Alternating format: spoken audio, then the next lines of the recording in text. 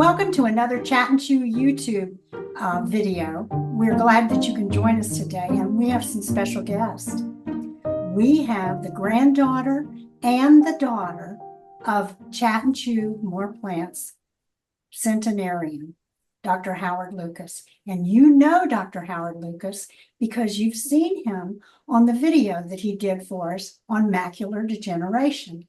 It's on our YouTube channel in the Chew Chat section where we ask experts questions. And he did a beautiful job explaining in words we can understand what that was. We're here though because we're honoring Dr. Lucas because he made it to 100, but he did depart this world. And so we've lost him, but we've got all the things that he taught us all those years.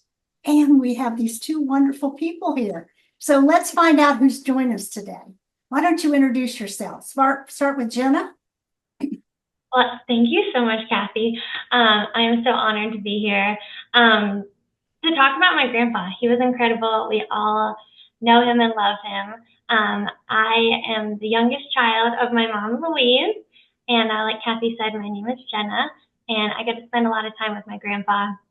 Grew up right down the street from him and moved back to Winter Haven a few years ago. And we got really close in the past few years as we did our grocery shopping together at Publix. So I adored my grandpa, and thank you so much for asking us to be here just to talk a little bit about him, the ways he lived his life, and how he got such a rich, long life because of a whole food plant-based diet. And this is my mom, Louise, sorry. Hi, I'm Louise Volpe, and I'm so excited to be here today to honor my dad. He was just an incredible, one-of-a-kind man, and he taught us all so much and was always there for us. And he really encouraged us all to eat a whole food, plant-based diet. And I remember several times coming to the Chat and Show meetings with him, and it was always just a wonderful experience. It was a good bonding for all of us. And we are really excited to be here today, the two of us. So thank you. Well, thank you both for being here. And let's talk about that exciting life he had, because he had a long life. I mean, 100 years. Why did he say that he wanted to live a long time? He said that he wanted to live a long time to see his grandchildren be successful. He was adamant that he wanted to see as many great-grandchildren as he could, and he did get to see two in his lifetime, two great-grandchildren. He wanted to see my brother graduate with his PhD in horticulture, and he is going to graduate with that PhD with the honor that Grandpa sent him with. So he really was such a family man. He wanted his family to be successful, and he just wanted to be there and watch it. So I think that was honestly his main drive and motivation to continue this lifestyle, continue to be healthy, eat well, exercise, have a community. Mom, do you have anything to add? He also wanted to see my mom and her siblings continue to be successful. It's not all about the grandchildren. Right, but we've gotten a little older, so that's understandable. But I think he just was a lifelong learner, and he wanted everybody else to achieve as much as they possibly could. And he was always interested. Anything that he thought about or was interested in, he would research it, and so he would know the most about it.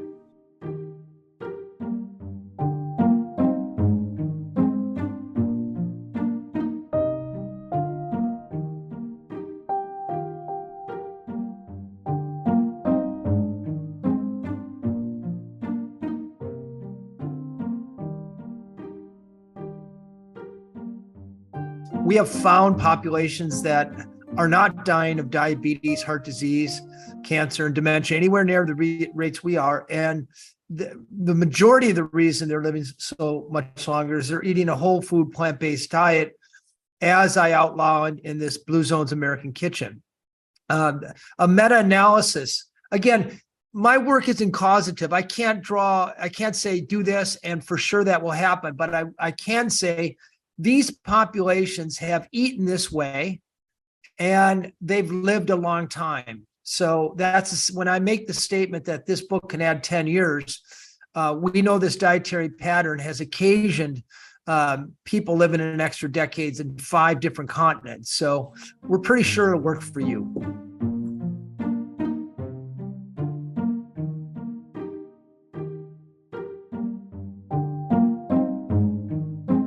He was absolutely incredible. At 99 years old, I would go over to his house and show him how to get on his email and show him how to use Zoom and all kinds of stuff. He didn't care that he was 99 years old and it was what all the kids were doing. He wanted to learn. He wanted to be in the mix of everything. So I think he was a lifelong learner, like my mom said.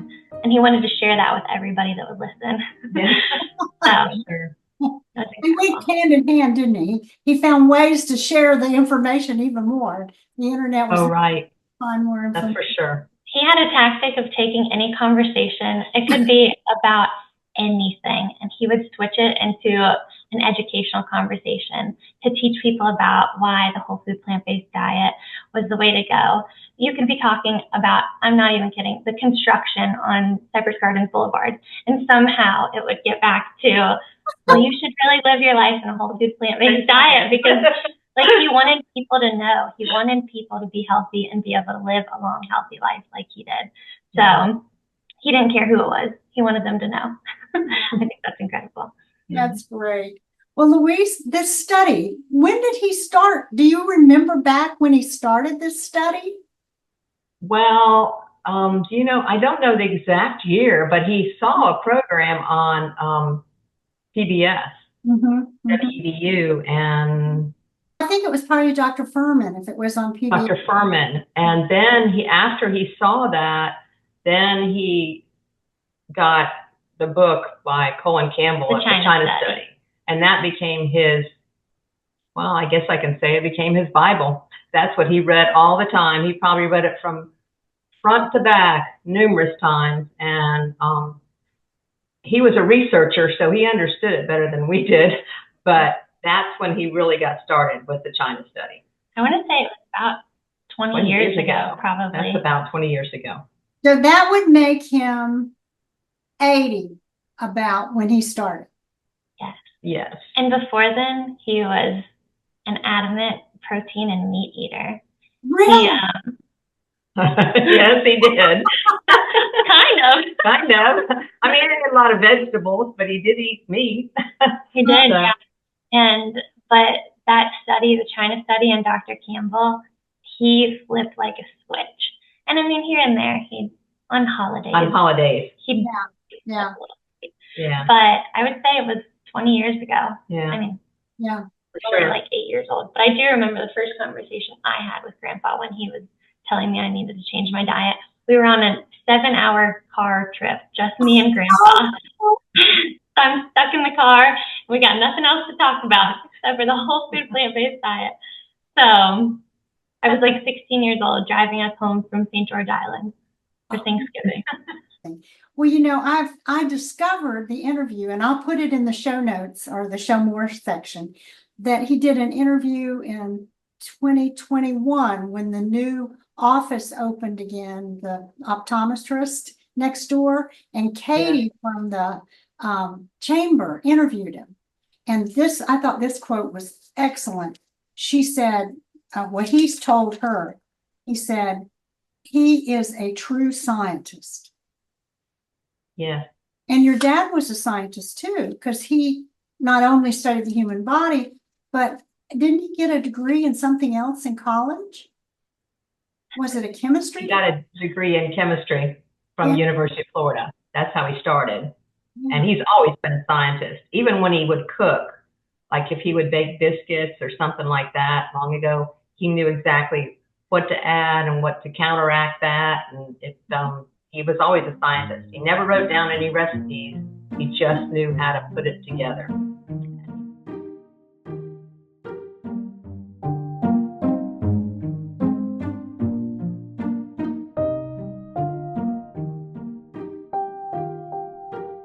And then another thing, Jenna, you said that he went cold turkey from that other diet.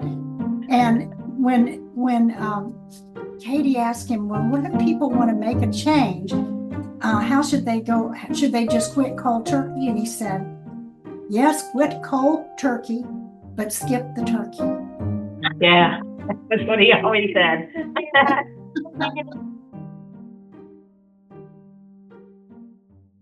If there's meat, cheese, dairy in your fridge, you're going to eat it. Feed it to the dogs. He would always tell us that. Feed it to the dogs.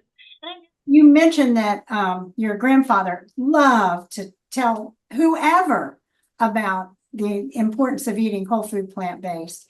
Can you give us a personal example of that? Of course. I think the most impactful one that I have experienced in the past few years of people that he shared his knowledge with is my mother-in-law.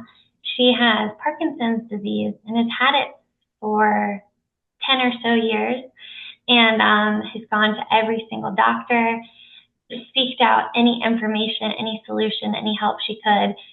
She had deep brain surgery. She did everything she could. And one day she asked me if she could talk to Grandpa about his thoughts on Parkinson's disease and a solution for it. And Grandpa flipped a switch into full doctor solution scientist mode. And he used the same quote that she needs to cut out meat, dairy, and anything that has a mother or anything that wiggles. Cold turkey without the turkey. And she did. My mother-in-law has cut out or has gone completely whole food plant-based in the past 2 years. And she's gone back to doctors that she had seen for years and told them what she changed, because they could obviously see that she didn't have the same symptoms and same reactions that she had previous times that they had seen her. Mm-hmm. And she said, well, Dr. Lucas told me that if I went to a whole food plant-based diet, that it would help me kind of stop my Parkinson's in its tracks. Not that it would completely make a solution or make me what I was 20 years ago, but that I won't get any worse and that my symptoms will stop. And she said to her doctors, did you know about this? And they're like, oh yeah, works for some people, but we don't typically prescribe a whole food plant-based diet because we don't, trust that everybody's gonna make that change, and it might not work for everybody. So she was quite upset when she had heard that from her doctors, and they have said to her now in past appointments that she doesn't need to come back in 6 months. She can come back in a year because she's doing so much better. And even I've been with my husband now for 4 years or maybe 5 years or so, and I've seen the change in her life and her attitude just because of that simple yet not so simple change of her diet. So I firsthand got to see, the changes that a whole food plant-based diet can make. And my grandpa would call her every other week or so. He would call my mother-in-law and check in and ask how she's doing and ask what she's eating. And she was honest with him, and she kept really good track of what she would eat that day and how she was affected by it. So it's incredible to see firsthand the change in somebody in your life just because of sharing the knowledge that my grandpa had. So. Because he kept track of her, so she had that advocate. Accountability. She would call and talk to him, and then he would tell her how to tweak it a little bit or what she could do a little different. And they had long conversations, because he would mention to me that, I talked to her today and we had such a insightful conversation. So it was a real good relationship for him also. Mm-hmm. So her life and my life, my husband's life, my father-in-law's life have all been changed now because of this change that Grandpa encouraged / enforced on her. But we're all thankful at the end of the day for it. So sure. It's been incredible. Oh, thank you for sharing that. That is a beautiful example of the power of diet. I don't know if we can find statistics on how many people have bought the China study, but I think my grandpa's probably the #1 purchaser, because anybody that would speak to him about it. I remember one time I was going over to his house to pick him up. We were headed to the grocery store, and there was a guy there trying to sell him solar panels for his house. This was like a year ago. A year ago, maybe. He was 99. And he was looking into solar panels for his house.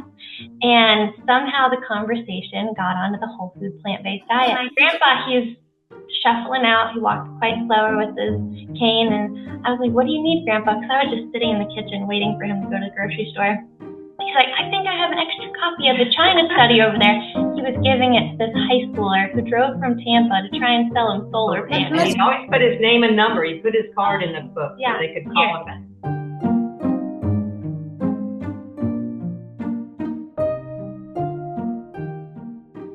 That because he went to a 100th birthday party for a good friend of his. And I took him to the 100th birthday party. It was about 6 months ago.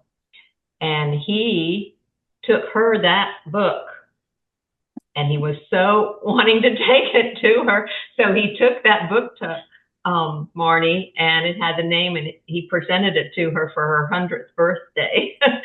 And then it was on the table when some of the pictures were being taken later. So she, I don't know if she read it or not, but she made 100 also, and she was very proud of that. He was very proud of giving her the book. He was an advocate for anything that Dr. Campbell endorsed.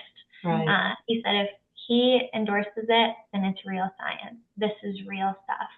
So I can't wait to see what the future brings of all the research that they're going to continue to do, because Dr. Campbell endorses it, then we trust it. In fact, we were talking about, Louise, you told me that the family decided that if anybody wanted to honor your father, they could make a donation to the Campbell Foundation. Is that correct? That is correct. We put that in the obituary that came out just a few days ago. Mm-hmm. So I know that would be extra special to him, and especially because he's always also has an educational department through the Colin Campbell Society group. Yeah. So that would be an honor to him that the education would continue. The last time I was able to see him it wasn't long before his 100th birthday, and which was like a couple months ago. And so I asked him, like a centenarian, like someone from the Blue Zones, because you're making it to the centenarian category, which is unusual. And do you live alone? Do you take care of yourself? And he looked at me and he said, well, my granddaughter, Jenna, she takes me grocery shopping. And I said, well, who cooks for you? And he said, well, I do. Like, what's wrong with you? Would you think I would cook myself? And I said, well, what's one of your favorite recipes? And he said, oh, beans. I like beans. And I said, well, tell me how you cook your beans. And so he told me that if I just got, like he did, a little crock pot and just rinse the beans, put them in there and put a little water and put the top on them. And then after a while, they'll be ready for you. And I thought, well, that's easy. And so I have started cooking beans because of Dr. Lucas. I wasn't That's amazing. And so did you have beans around your house too? I mean, did he get you the message? We had beans a lot. Yeah. Yes. We stuck to a very similar diet like Grandpa did. And because we did a lot of grocery shopping together, so if he got something, he wanted it to be at our house too. Because if it was good for him, it was good for us. And beans in the crock pot were his specialty. Right. He was a very simple man when it came to cooking. He put his beans in the crock pot, he went to bed, they were ready the next day. He'd put them in a bowl, go over to his table where he kept all of his seasonings on his table, because why worry to do it beforehand? Just take a bite, see what it needs, pour a little bit of that in there. So very simple. He loved his beans in his crock pot. He did his rice in his Instapot. He steamed his kale or his collard greens or whatever greens. He didn't care what it was. He just wanted greens, spinach, okra, Brussels sprouts, cabbage, anything. But he loved the beans in the crock pot. That was his staple food. That was his staple. For sure. Yeah. Now, this seasoning the food though, Jenna, what was his favorite seasoning? You had a cute story about that. Yeah. I think my grandpa was so darling. When we would go to the grocery store together, he would say, do they have seasonings here? I'm like, yes, Grandpa, it's the grocery store. This is where we buy the seasonings. And he'd say, okay, we need to get that polo seasoning. And I never corrected him and said, it's pollo, Grandpa. That means chicken in Spanish. I just let him go along with it. And he would sprinkle his polo seasoning, which is just like a bouillon cube, over his food. And honestly, I had tried it myself a few times. It's delicious. It's one of those seasonings that has a little bit of everything. It's a little salty, a little savory. And so that was his main go-to, the polo seasoning. He loved turmeric. He knew that there was a lot of health benefits in turmeric. He loved cumin. He would try anything. Anything. So the spicier, the more challenging it Yeah. was for him. So he liked to kind of test his limits and try anything spicy. Anything spicy. It was pretty much just like ground up bouillon cubes in a shaker version. And he'd just shake it on top of Yeah. whatever. I mean, on his table, he probably had 20, 30 different spices that he'd just shake whatever he felt like that night on top of his beans or whatever else he had, but usually beans. Mhm. But when he did come to our house, which he did quite frequently, because Jenna cooks a lot of vegetarian, and she was living at my house for a few years, and she would make sweet potatoes, which was one of his favorites. I would load his plate up with about as much food as I could. Right. Because once he was getting older, he was getting a little more frail, and we wanted to keep him nourished with all the good foods that he loved. So I would do his favorites, the steamed sweet potato. I'd crisp up the kale in the oven, and he thought that was just It's delicious. a delicacy. Because for him, he'd just have the kale steamed, or he'd have it raw. He didn't care. As long as it was getting in his mouth and it was giving him the nutrition that he needed, he didn't care if it had seasoning, if it was steamed, sauteed, baked. And I was trying to make it delicious. So I'd put a little garlic powder on there, steam it up, or crisp it up in the oven. We did a lot of beans, a lot of like taco seasoned peppers and onions. He thought that was fun. A lot of broccoli. A lot of A broccoli. lot of broccoli. Any Love raw, steamed, baked. Yeah. Grandpa did not care. He just, honestly, I think he really liked the chatting and just getting to spend Yeah. time with us. He didn't care what was going in his mouth. Yeah. But I always made sure it was something he liked. And he was never, Did you write he liked the chatting among the family? So Yeah. it's yeah, social interaction, didn't he? Yeah. absolutely. And that's so important. Social interaction and the diet. He sounds like he's made his own blue zones. Yeah, I think He so. he was a blue zone. Yeah. He was. And you know, he worked until, how old was he, Louis? He was 95 when he retired in 2020, 2019. Yes. And he continued to work until then.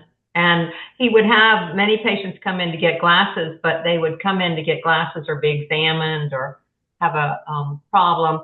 But they usually got about an hour, half an hour to an hour on his books and how he ate. Because a lot of people would ask him, how do you stay so healthy? And then he was very willing to tell them. And most of them would stay there and listen for quite a long time.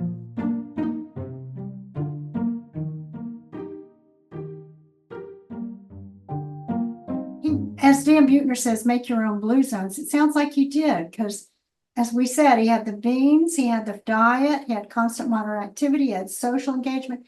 Did he smoke as a young man in the war or anything? No, he never smoked. I don't think he ever held a cigarette. Okay. Never talked about it, never mentioned it. Yeah. Knew how it wasn't good for you at all. Yeah. So Well, he did it all. We'll have to tell Dan Buettner. We've got one here. for sure. Well, you know, and I think I told you, Louise, that when Sardinia was one of the first three, and that has the oldest living men in the world. They have many more men that have made it to 100 than any of the other blue zones, and they all had long living populations too. And one of the common traits they found among the people who were male and lived there were they had daughters who right there with them as throughout their lives. And anybody that knows you, Louise, knows that you were that daughter. And so we all thank you for what you did for your dad, because Thank you. That's very sweet of you, but I was blessed by him on the other way around too, because my children got to grow up next door to him, and I got to live a few houses down from him and work with them every day. And it was just, I couldn't have asked for a more blessed, fulfilled, wonderful life. And he was a big part of it and a big part of our family. Yeah. So thank you. But I think it's the support and the caring and being there for them for anybody, but especially a man to have a daughter. Just, well, even like I have my daughter, so we're a little bit different. Hopefully I'll live a long life. Well, I think your father did everything he could to ensure that. Oh, yes. Like Jenna said, he ordered all the books. He has a whole library full of books. Uh-huh. Colin Campbell, I mean, everything. And then a lot of the other authors also. Yeah. And we used to joke that one time his card got compromised and he wasn't able to order any books for a little bit. And we were thinking, well, Amazon's going to go out of business. But he would get a box like every other day at the office. And we still have a supply of books that he didn't quite get a chance to give them all away.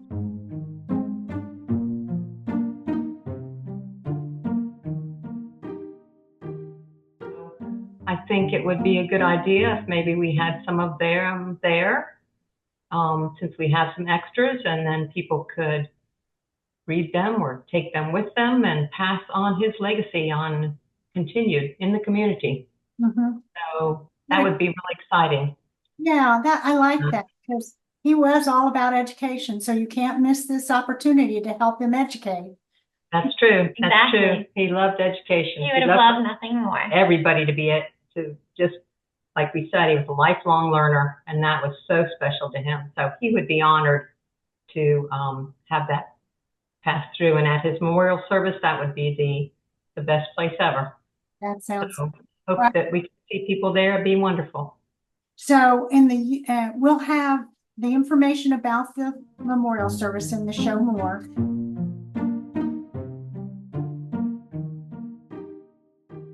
Well, is there anything else you want to tell us before we sign off? No, this has been wonderful. Yeah. It's been a great honor. And thank you for inviting us. And thank you for sharing. Thank you so much.